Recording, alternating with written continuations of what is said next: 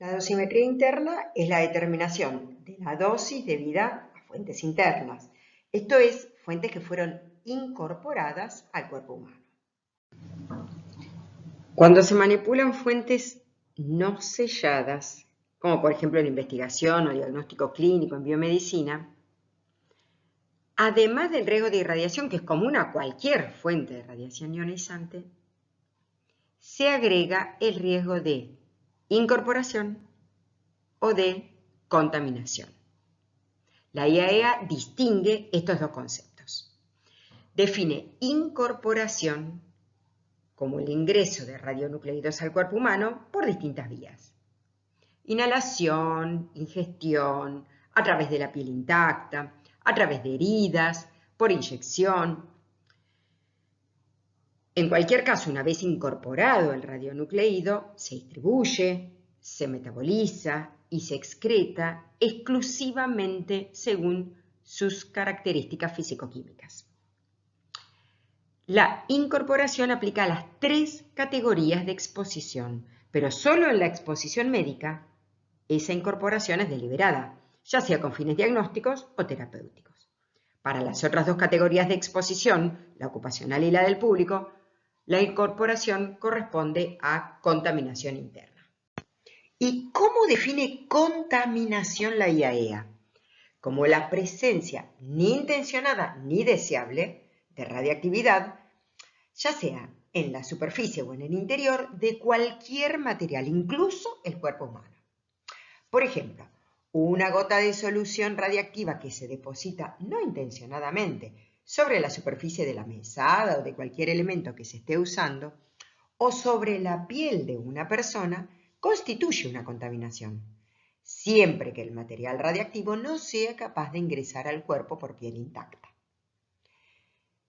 En cualquier caso, es posible decontaminar el elemento o la piel lavando y controlando adecuadamente después la ausencia de radiactividad. El control puede hacerse o bien directamente con un monitor portátil, Geiger-Müller, o bien indirectamente con un wipe test y un detector adecuado que puede ser un contador de centelleo sólido o un contador de centelleo líquido, dependiendo de las radiaciones que emita el radionucleido. Lo que sí es importante tener en cuenta es que en el caso particular de contaminación de la piel, existe el riesgo de que una contaminación externa pase a ser interna. Y en ese caso, la decontaminación se complica significativamente o hasta puede llegar a ser imposible. En cuanto a la exposición ocupacional por incorporación de radionucleidos, en cualquier etapa del trabajo con fuentes no selladas hay riesgo de contaminación interna. Sin embargo, el riesgo de incorporación por las distintas vías depende del tipo de trabajo que se realice, de la actividad que presente el radionucleido y del compuesto químico con el que se trabaje. La principal vía de incorporación para trabajadores suele ser la inhalación, pero también pueden incorporarse los radionucleidos o por ingestión o por absorción a través de herida, de mucosas o de piel intacta. Esta última vía solamente es importante para el agua tritiada, ya sea en forma líquida o vapor, para el yodo, como vapor o en solución, y para algunos compuestos orgánicos. En el laboratorio de investigación o diagnóstico clínico en biomedicina, el riesgo de incorporación por inhalación se da en particular con algunos compuestos químicos del azufre 35 y del yodo 125, que pueden llegar a liberar compuestos volátiles radiactivos. Pero en general, los envases de yodo 125, azufre 35, carbono 14, tritio y fósforo 32 se presentan cerrados con un septo de goma que permite tomar el volumen necesario con microjeringa. Así se evita tanto la liberación de compuestos volátiles que se hubieran generado, como los aerosoles radiactivos que podrían formarse si no se dejan descongelar adecuadamente las soluciones de cualquier compuesto unido a un radionucleido antes de ser manipuladas. En particular, cuando se trabaja con soluciones de sales de yodo en medio ácido, por ejemplo, cuando se marcan proteínas con yodo 125, se producen moléculas de yodo 2, que es volátil. Y como suele trabajarse con actividades del orden de los milicurie, es necesario implementar medidas para evitar inhalarlo. Asimismo, la metionina marcada con azufre 35 es capaz de generar compuestos volátiles radiactivos, sobre todo durante la incubación o durante la liofilización. Por último, también hay algunos compuestos orgánicos marcados con carbono 14 que pueden llegar a liberar dióxido de carbono radiactivo. En todos estos casos, para abrir el frasco pueden usarse atrapadores de carbono activado, que retienen los compuestos volátiles o aerosoles que se generen. Otra opción es abrir el frasco bajo campana y seguir trabajando en esas condiciones. En cambio, cuando se trabaja en diagnóstico por radioinmunoanálisis con yodo unido a proteínas o esteroides, ese riesgo no es significativo. Además, las actividades son del orden de los microcuries. Y por otro lado, ese yodo unido a moléculas grandes no es capaz de pasar a yodo 2 volátil. Por último, en todos los casos hay que considerar que para evitar el riesgo de incorporar radionucleídos por inhalación, hay que conservar los residuos de todos estos compuestos en envases herméticamente cerrados. Ya vimos que puede distinguirse exposición externa e interna. ¿Cómo se determina la dosis debida a incorporación de radionucleídos? Porque no puede medirse con dosímetros como sí se hace en dosimetría por irradiación externa. En este caso se calcula a partir de modelos. Pero tanto para la situación de dosis debida a fuentes externas como internas, una vez determinada la dosis, pueden calcularse la dosis equivalente o efectiva cuando el objetivo de la determinación de la dosis es comparar con los límites o restricciones correspondientes. Cuando se da una incorporación de un radionucleído, este puede acumularse en uno o más órganos considerados fuentes. Y se llaman fuentes porque el radionucleído acumulado sufre transformaciones nucleares mientras permanece en el cuerpo. Y las radiaciones emitidas en cada transformación pueden entregar energía que es absorbida en uno o más órganos blancos, dando lugar a una dosis absorbida media D sub T en cada uno. Por ejemplo, en la imagen el radionucleído se acumula en dos órganos fuente, el hígado y el colon. El hígado es además órgano blanco del órgano fuente colon y del propio hígado como órgano fuente. La contribución de D sub T de todos los órganos blancos permite calcular la dosis efectiva en cuerpo entero. La cantidad de transformaciones nucleares que ocurren en el órgano donde se acumula el radionucleído disminuye a medida que pasa el tiempo, por dos motivos. Por un lado, porque el radionucleído se va transformando en la hija a una tasa dada por su T medio físico. Y por otro lado, la cantidad presente en cada momento del compuesto químico del que forma parte el radionucleído está dada por las tasas metabólicas de ingreso y egreso a ese órgano o tejido.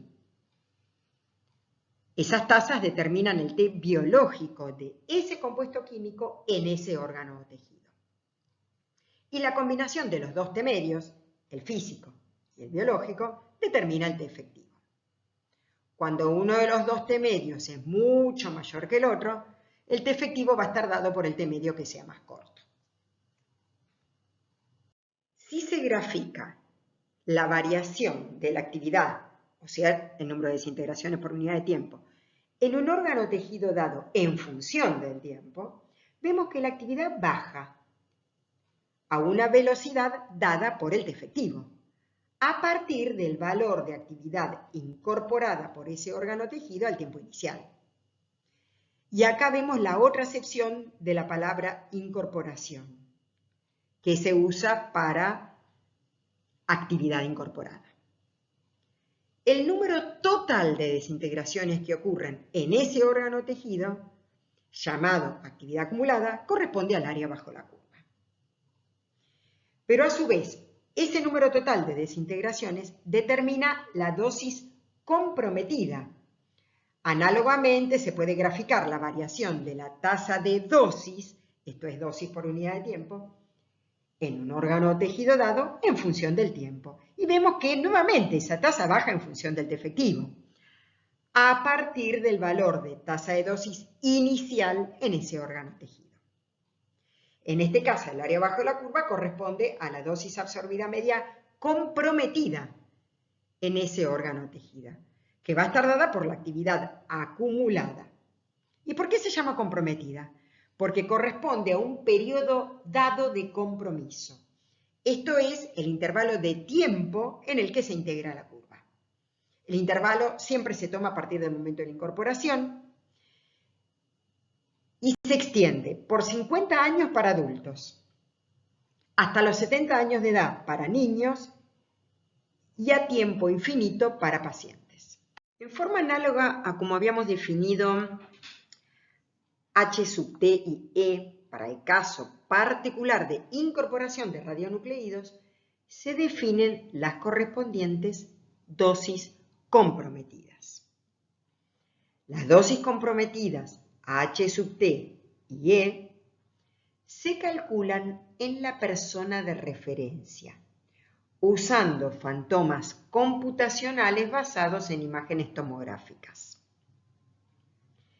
Sabemos que la dosis equivalente y la dosis efectiva se relacionan con los efectos estocásticos a bajas dosis y bajas tasas de dosis. Por eso, para trabajadores o público frente a altas dosis, como en el caso de accidente, o para pacientes sometidos a terapia, se usan dosis absorbidas comprometidas y no dosis equivalentes comprometidas ni dosis efectiva comprometida. Se han desarrollado dos sistemas para cálculo de dosis internas, el sistema MIRD y el sistema ICRP.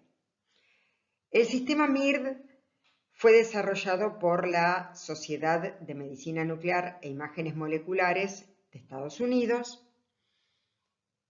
y aplica al cálculo de dosis en medicina nuclear, tanto para diagnóstico como para terapia. Hay que tener en cuenta que en estos casos se conoce en qué momento se incorporó la actividad, cuánta actividad se incorporó y debida a cuál nucleído. En cambio, en el caso de ICRP, se desarrolló un sistema para calcular la dosis en exposiciones ocupacionales, tanto para control rutinario como para casos de accidente, y dosis en exposición del público, tanto para situaciones de emergencia como existentes. La característica de estas situaciones es que en general no se conocen los datos de la incorporación. ¿De qué factores depende la dosis absorbida comprometida? La dosis absorbida comprometida en un órgano blanco dado está dada directamente por la actividad acumulada en el órgano fuente y por una sumatoria de factores que dependen de la energía de cada radiación, representada por la sumatoria que se ve a la derecha.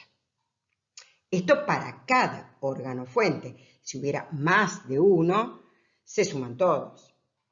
El aporte de todos los órganos fuente que dan dosis a ese órgano blanco está simbolizado con la sumatoria de la izquierda.